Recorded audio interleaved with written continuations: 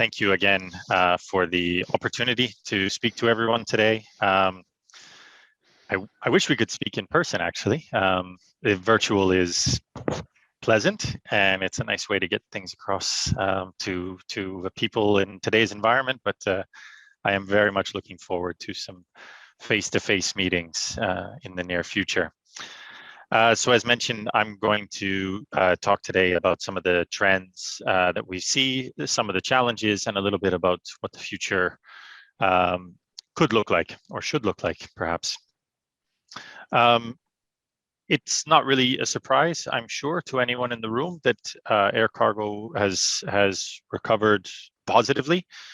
We have a very strong V-shaped recovery with significant demand increase for air cargo services. This is across the world, actually. So this is really quite a positive story. I think that's been true of cargo throughout the pandemic.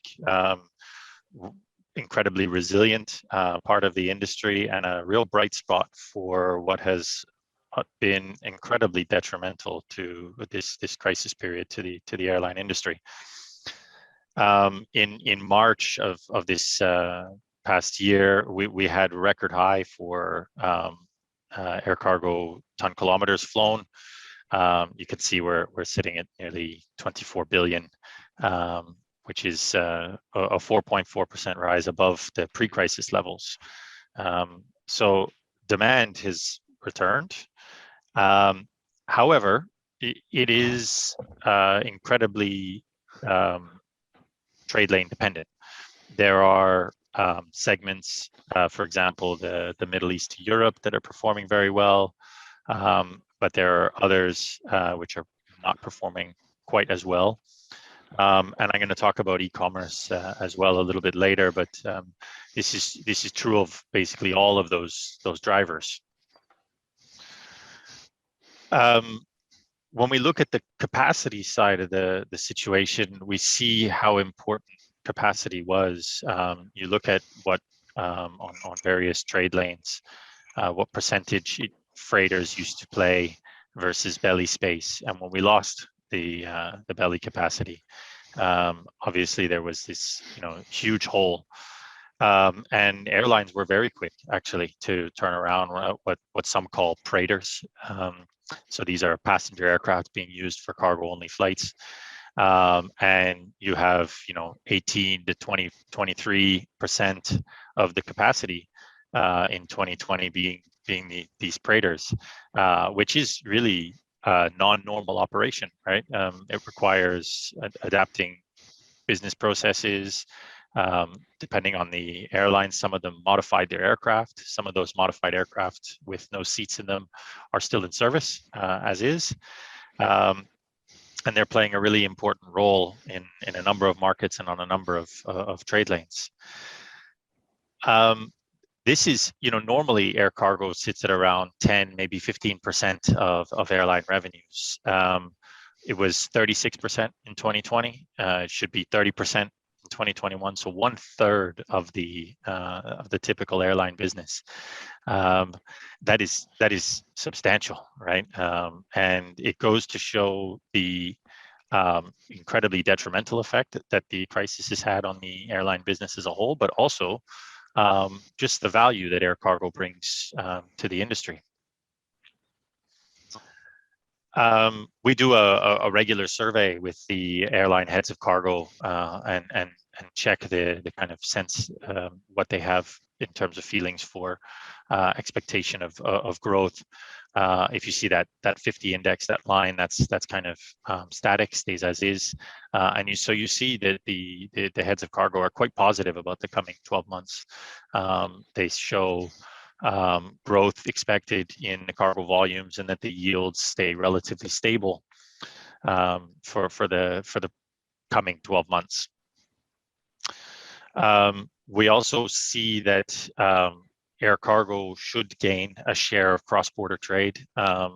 So cross-border trade should grow by about 8% worldwide, and air cargo forecasted to grow at just over 13%. So air cargo is going to grow a little bit faster than cross-border global trade, which is quite interesting, actually. I mentioned that I would touch on e-commerce a little bit later, and here we are. Let's take a look back at 2019 and the e-commerce situation. Here you can see that you have uneven growth, right? So we've got major players, for example, China and the United States, who are substantially larger in terms of e-commerce distribution. And there's a number of different factors for that. Those are incredibly populous countries, right? So there's a large population. Their total GDP is very high. They've got good manufacturing capabilities, also good internet penetration, which is critical for e-commerce.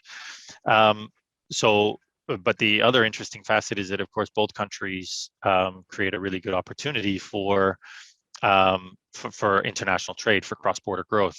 They also represent one of the world's largest international air cargo trade lanes.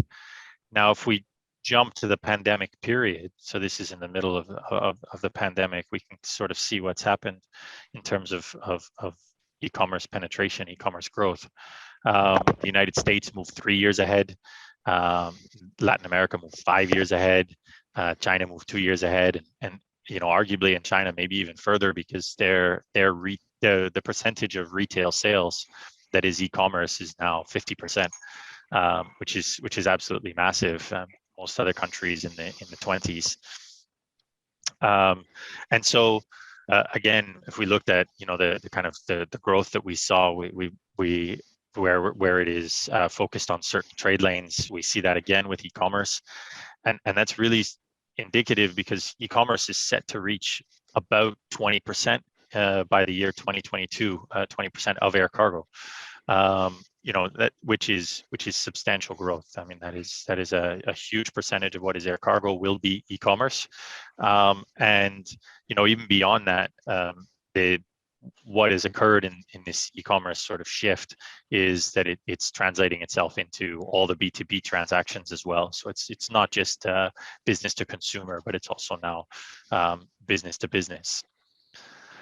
So that gives us a little bit of a picture about what we've seen over the last period. So kind of the economic trends, I guess you could say, and the commodity, or e-commerce isn't a commodity really, but it's what the specifics of e-commerce.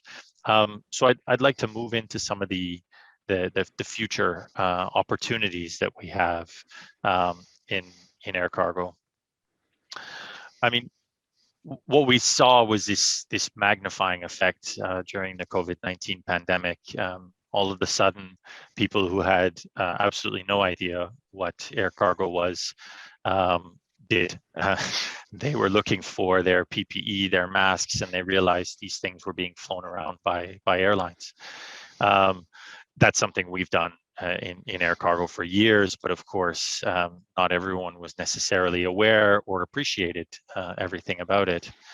But it also magnified the capacity limitations, especially in the early days, and that's where the airlines who shifted and turned on these kind of passenger aircraft for cargo only flights were very quick to respond to those limitations. Now, speed has always been one of air cargo's main value propositions. It's not the only priority for shippers, and that was made very, very clear throughout the pandemic and continues to be. There are other shifts that are occurring as well, and it shows the value then of resiliency, right? So the need to be resilient and the need to be agile for the air cargo industry. All of that thrown into the magnifying glass, really, for the world and for every partner. All the major players were all looking for capacity. They were looking to lock in capacity as much as possible, and they continue to do so. Now, that comes with its challenges, of course. We look at the consumer demand for lithium batteries. We have an annual growth rate of 22%. Some of this is to do with the fact that lithium batteries are coming down in price.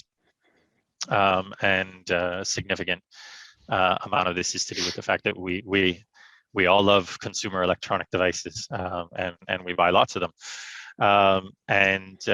so they're being included in more things. We're moving away from some of the other battery types, and this creates a significant risk. Right, if we have increased growth in the number of lithium batteries, we'll have increased growth in the number of lithium batteries that are moved by air. Recent incident in Hong Kong goes to show that the risk is not obviously completely eliminated. That's not the goal necessarily either, to eliminate the risk. We need to identify and then mitigate that risk. IATA has been calling on regulators and regulatory authorities to push for better oversight and to really levy the appropriate penalties. We do not see penalties being levied when, especially for willful non-compliance. We have seen some in the past, and then really no action taken by some of the regulators. And we really need that to change. It's absolutely critical. The regulators have a view of the complete supply chain, and the airlines obviously have a role to play, and so does everybody else. But that oversight needs to happen from a regulatory perspective. But on top of that, we need to look at the use of supplementary fire protection. So that's fire containment covers, fire containment bags, fire-resistant containers. There remain to be challenges to implement those. We don't have all the testing standards that would be required for using them for lithium battery fires in particular. And there's still some lack of clarity on when they can be used, for example, in underfloor compartments, and whether that will trigger the right fire warnings. But indications show that they provide a significant margin for safety. And so we need the testing standards to come up to speed, and we need to start developing some guidance and some best practices for those, for their use. We hear this all the time with data is key and so on, and this is also true of safety data. We have IATA has a dangerous goods occurrence report alert system where airlines can submit occurrence reports, and then we can send that back out to the participating members. It's grown quite substantially from when it was launched in 2019. We're now at 40 airlines, or just over. But we're still only at just over 40 airlines. So we need to expand that data collection, and we need to look at expanding the sharing of incident data, so that risk assessments can then be made, and the appropriate mitigations can be put in place. There is also now technology for specific screening for undeclared or hidden lithium batteries. It's always a challenge with the security aspect, because security has a set of priorities, and screening for lithium batteries is perhaps not one of them. So attempting to work with the security regulators to see if we can expand that, but also really at this stage, technology is no longer really an impediment. We have this technology, and we don't necessarily need to do all this screening in the same location. So we can look at how we can take some of that screening off and combine it with other mitigations that we've expanded on. So combine that screening, because we know that air cargo is not 100% X-rayed in all locations around the world. So we need to combine our efforts, look at data, look at targeting, look at screening, and look at supplementary fire protection as well, and ensure the regulators really step up their game when it comes to oversight. COVID-19 didn't affect just our consumer behaviors or just our consumer demands. It's also accelerated the digitalization. We saw that there were places that were nearly 100% paper-based who went basically overnight to 100% digital because they didn't want to touch the paper. And so we've seen that there's this ability to change. We need to make sure that we leverage that. and that we move towards digital touchless journeys. So a couple of the programs that can really help are the One Record and data sharing. So moving towards sharing information using standard APIs, and making it so that it doesn't need to be as technical and as difficult to implement as some of it has been in the past. As IATA, we create those standards, but we also look at different tools and products that help the industry begin to upgrade their digital infrastructure. You could say that depending on the location in the world, there are certainly pockets of the air cargo industry that are not very digital, and that absolutely needs to accelerate very, very quickly. It's also recognized that the more we move to the digital solutions, the more that data and that digitalization solves other problems. So if we look at customs and border blockages, digital obviously helps to alleviate those, right? The more data that the customs authorities have in advance, the quicker things can be processed, the more they can target their efforts, and the same goes then for planning of resources, planning of space, and so on.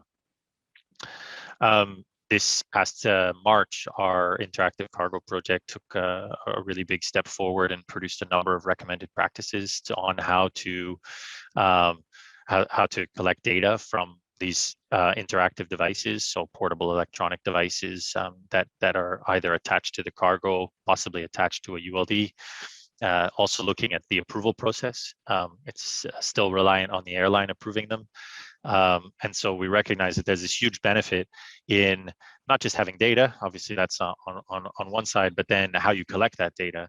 Having it manually input has its benefits, but obviously collecting it automatically along the journey, and having that supplement the One Record would be even better. We recognize, I think everyone does, that everything that goes to an airport goes by road, and also that all the other modes struggle with many of the same problems. We talked to the maritime industry, and they're having the same issues on lithium batteries, even larger by volume. But they're also having challenges on digitalization and so on. So we need to make sure that we have multimodal interoperability, that we can share information between the supply chain stakeholders. And we're doing so by piloting all of these different standards, these tools and products with different parties. So we have lots of different pilots in different aspects. We have interactive cargo ones. We have One Record in various business cases and use cases throughout the world. There are now a number of providers who are offering One Record services as a service. So that's one way to help accelerate, but I think I need to stress that it really needs to go faster, and the industry really needs to embrace what the opportunity here is, which is that we've removed a lot of paper. Let's not make it removed temporarily, and let's make sure that we move forwards with that. Vaccine distribution, it's on everyone's mind, of course. Vaccination programs are ramping up just about everywhere in the world. This is now just a touch outdated, but we've got over 1 billion vaccine doses administered worldwide, 12 billion doses secured globally. A number of those through the COVAX, and those COVAX vaccines are going to be shipped to a huge number of countries, 122 countries. So that it's quite substantial, the global mission here, right? Every country needs to have access to these vaccines, and it needs to be distributed just about everywhere. That brings with it a number of challenges, of course. There is the physical side of the challenges, which is infrastructure and the equipment. So that's physical infrastructure, but also the on-the-ground infrastructure. Recently talking to the heads of cargo, Air Cargo does vaccine distribution very well, and has for years. It's a high priority, and there are a number of airlines who do this day in and day out. And so this is a high-profile challenge, but it's not one that they're not accustomed to. However, on the ground, And moving off airport, there starts to be a number of challenges, including providing visibility and along the supply chain of where things are and whether they're remaining in the required temperature control. Coupled with the physical challenges, of course, are the people, the processes, and the staffing constraints. So we need to make sure that cargo staff are considered and continue to be considered essential workers.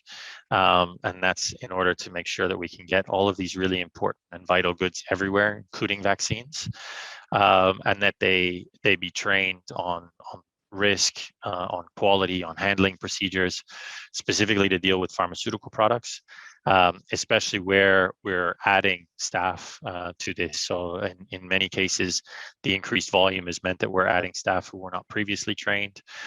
So it's really important to make sure that the human factors are addressed when it comes to vaccine distribution. Shifting gears a little bit towards e-commerce again, and really more just the consumer behavior. So e-commerce is going to hit $5 trillion US in 2021, worldwide retail sales.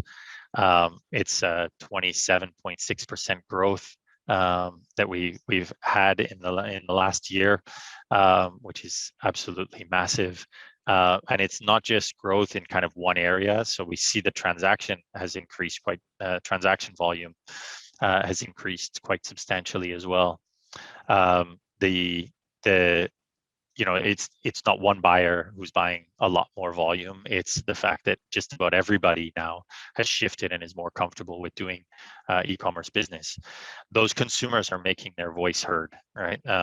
They inject levels of service into the air cargo industry, into transportation and logistics by, for example, shopping in a certain way. So they shop with providers who have certain offerings for delivery, overnight, tracked, next day, 2-day. And so they shop that way. And if they don't have it, they simply move on to the provider who has what they want. They also, very clearly want their visibility. They want to know what's happening, even if it takes a couple of extra days and it's a longer timeline. They still want to know what that timeline looks like. And they're also very, very, very vocal about sustainability. 81% of consumers prefer carbon neutral delivery.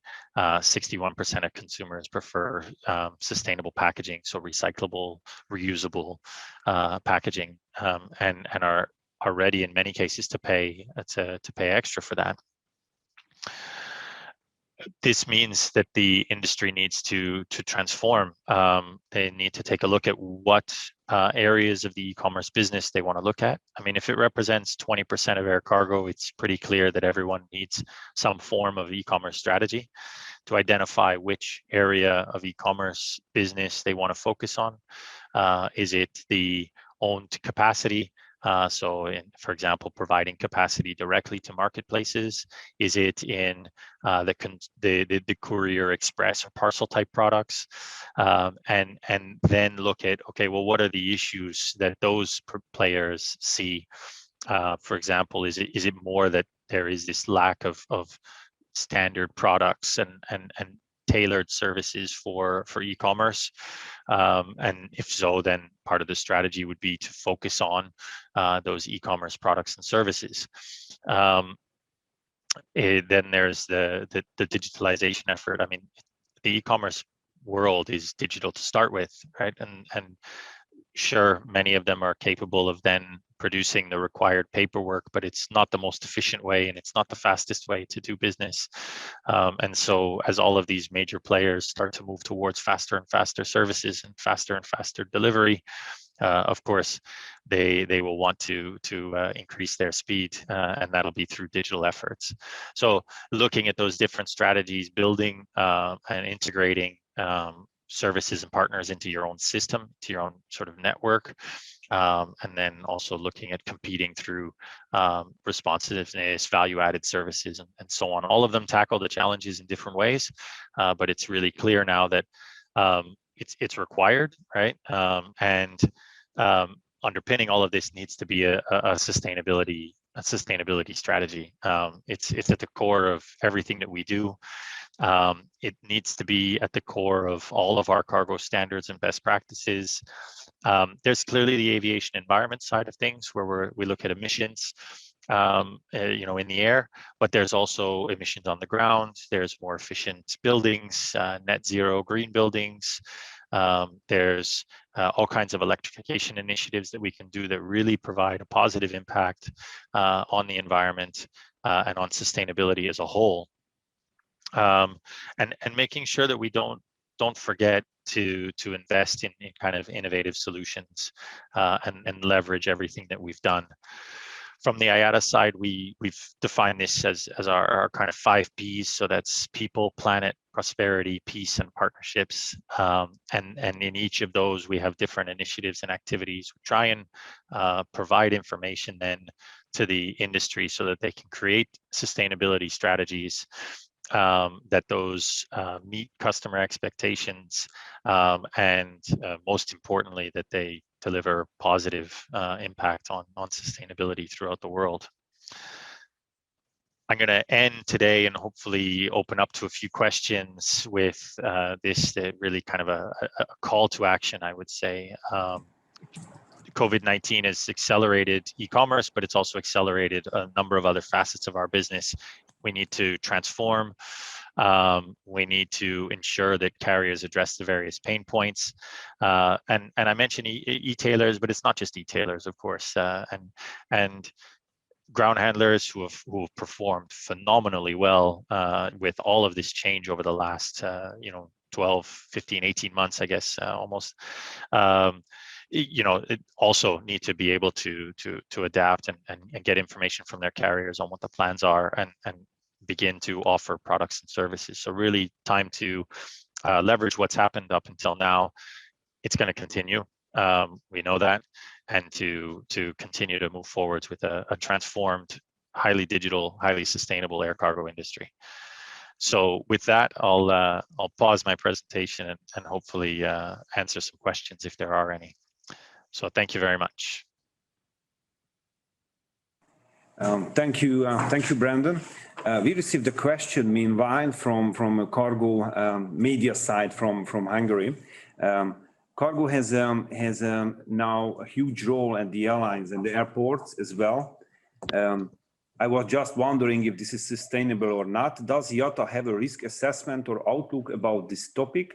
How long will this effect last? So these increased, I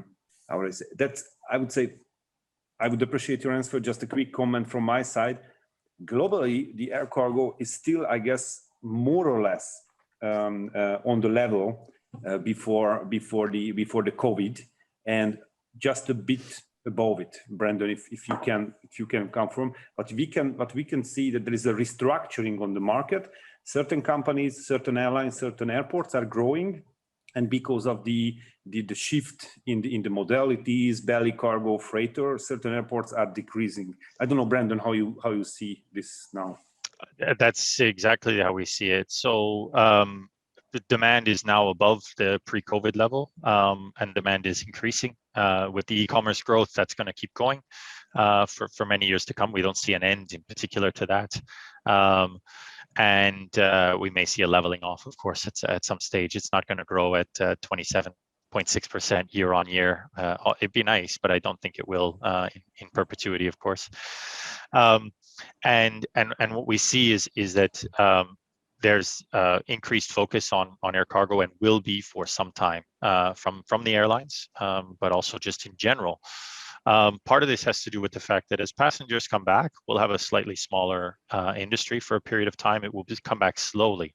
It's not going to rebound overnight. There is lots of pent-up demand, but there are some challenges still to restarting quickly. And in doing so, then some of the capacity that's been given over to freighters disappears. Not all of it, but some of it. And so you now have this capacity demand scenario that shifts once again. And that's going to, it will ease progressively, but that's going to continue. And that's why a number of airlines, airports, ground handlers have begun to focus or in many cases refocus, right, to retailer their strategies towards one which is cargo focused. As I mentioned, the 2021 outlook is that air cargo will represent 1/3 of the airline revenue.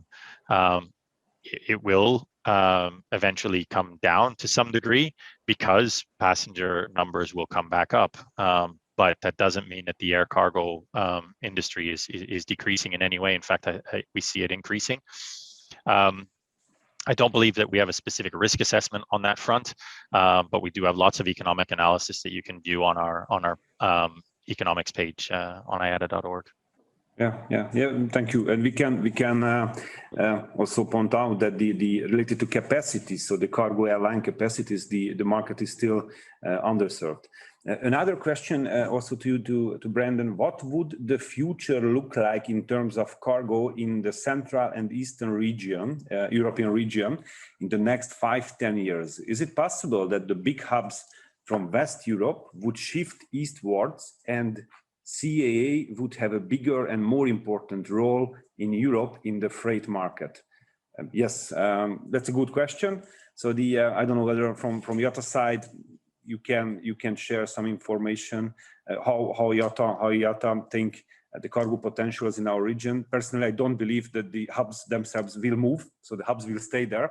The question is about whether the cargo volumes will move and maybe develop with a higher speed in Central Eastern Europe. Yeah, I think that's probably the main driver then is where will air cargo volumes increase and where will they increase most rapidly. From a capacity perspective, we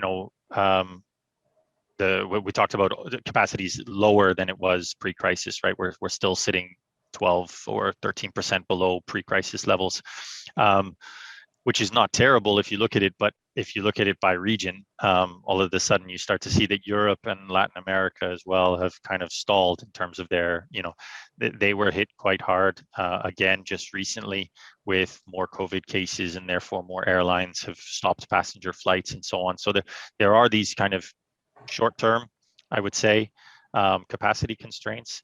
In the longer run, however, cargo growth is quite substantial and will continue. I don't believe it'll all go into any one place. The cargo will move where the cargo needs to go. So there will be possibly additional hubs, and that'll be based on what kind of commodities or what kind of logistics catchment networks there are. E-commerce is going to be one of the big drivers. I keep saying it, but it will be. And so if there is e-commerce catchment areas in that region, it will absolutely increase, right? And it could be quite substantial.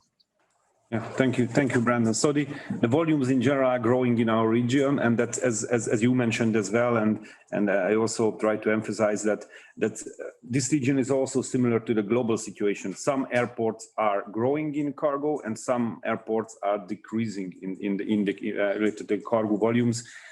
Last year, not so many airports grew in our region with the cargo traffic. We had another question from Sahil Deshpande from Kala Logistics Services. Pandemic has changed the world and the way we do business. With digitization on the forefront, what is the strategy of IATA to encourage adaptation of IT systems, digitization amongst the cargo stakeholders? I guess, Brenda, you talked about several things in your presentation. I don't know whether you would like to add something to answer this. Well, I touched on a few of them. Really, to me, the drive is to take, for example, we set a number of the standards in the One Record world over the last while. We have all of the standards and the infrastructure in place, and now it's time to move to the next phase of implementing these things.